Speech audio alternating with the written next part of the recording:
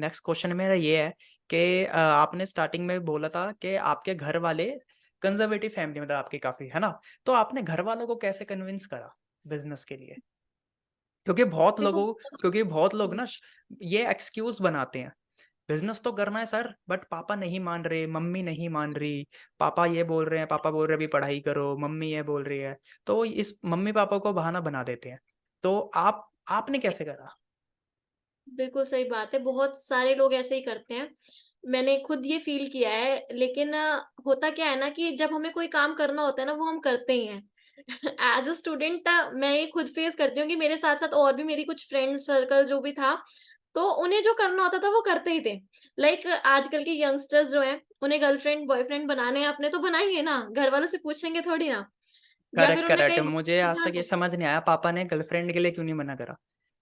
पापा को पता बिल्कुल, नहीं होगा, बिल्कुल। है ना, आपने उसका आंसर दे दिया, पापा को पता ही नहीं होगा। तो इसी तरीके से लोग क्लास बंक करते हैं अपने कॉलेज के टाइम पे। क्या उसके लिए पेरेंट्स मान गए थे? पेरेंट्स से पूछा था? तो अब जब ये आपको बिज़नेस करना है, अपने आप को दिख रहा है कि यहाँ से आप सक्सेसफुल हो सकते हो, तो पेरेंट्स को कन्विंस करने की ज़रूरत पड़ी। तो पापा नहीं मान रहे हैं, मम्मी नहीं मान रही है। तो देखो मेरे टाइम पे ऐसा था कि मुझे मुझे इस बिज़नेस की पावर समझ में आ गई थी। मुझे अपनी टीम में अपना आगे का फ्यूचर समझ में आ रहा था। मुझे दिख रहा था कि ये यहाँ से मैं क्या-क्या सीखने वाली हूँ, तो इसीलिए मुझे पूछना ज़रूरी नहीं लगा।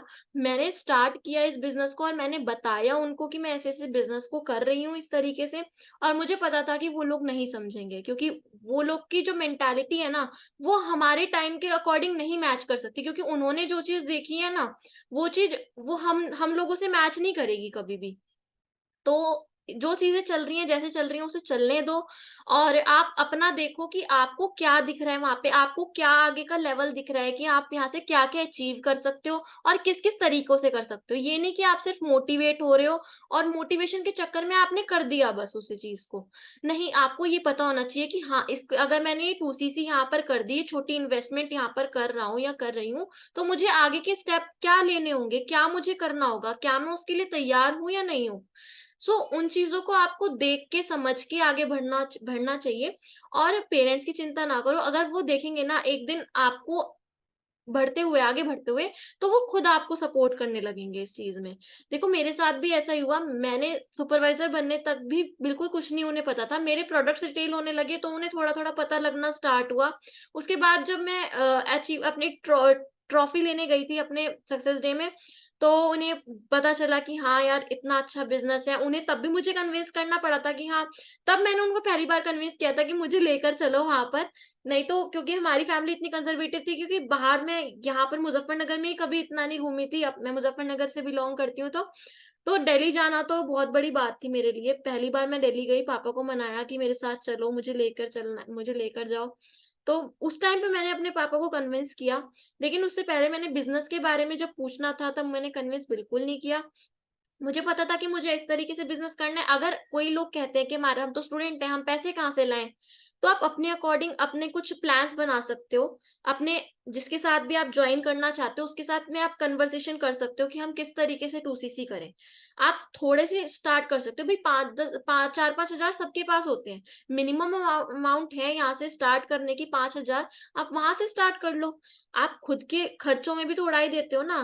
गर्लफ्रेंड के ऊपर खर्चा कर रहे हो और बाहर से कुछ चीज़ें खा खा के आ रहे हो, कुछ ब्रांडेड कपड़ों में उड़ा रहे हो, वो चीज़ों को वहाँ से सेव करके, वो अगर आप अपने बिज़नेस में लगा लो, तो आपको वो मल्टीप्लाई होके ही मिलेंगी वहाँ से।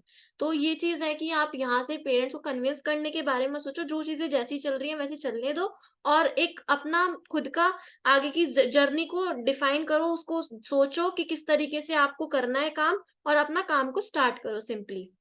तो यही है मेरा कहना। बहुत बढ़िया नेहा जी, आपकी बात से ना एक मुझे एक इंसिडेंट याद आ गया, बड़ा फनी इंसिडेंट है। आपने बोला लो जो आपको चीज़ें करनी होती है मम्मी पापा से थोड़ी पूछते हो, तो मेरे स्कूल टाइम में ना मेरा एक दोस्त था, उसकी गर्लफ्रेंड थी, तो उसको उसके लिए ना गिफ्ट लेना था, तो मुझसे कुछ पैसे मांग रहा था। अब मेरे पास तो थे नहीं, हम भाई बच्चे हैं पढ़ाई कर रहे हैं, तो मैंने बोला कि अरे अपनी मम्मी से ले लेना, बोल दियो कि ऐसे ही कुछ ले। और भाई पागल है क्या, मम्मी को थोड़ी बताऊंगा, बेवकूफ़ है। अरे समझा कर भाई, ये मम्मी के साथ शेयर नहीं होती। तो बस बढ़िया है। और उसी दोस्त को जब मैंने बिजनेस बताया था, तो बोल रहा है यार पापा मना कर रहे हैं, मम्मी मना कर रही है।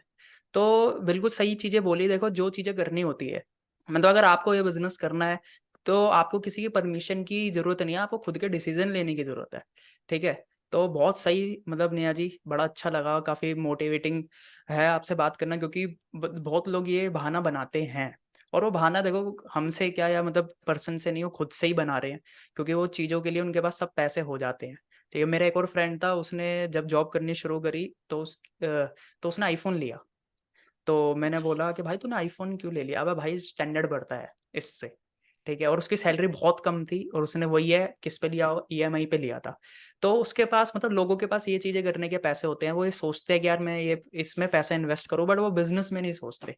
तो आपको थोड़ा माइंडसेट बदलना है और नेहा जी मतलब अगर आप एक ऐसे पर्सन हो जो कि कहना है कि आपकी फैमिली सपोर्ट नहीं कर रही, तो आप नेहा जी से एक मतलब इंस्पिरेशन ले सकते हो इस बिज़नेस को शुरू करने के लिए।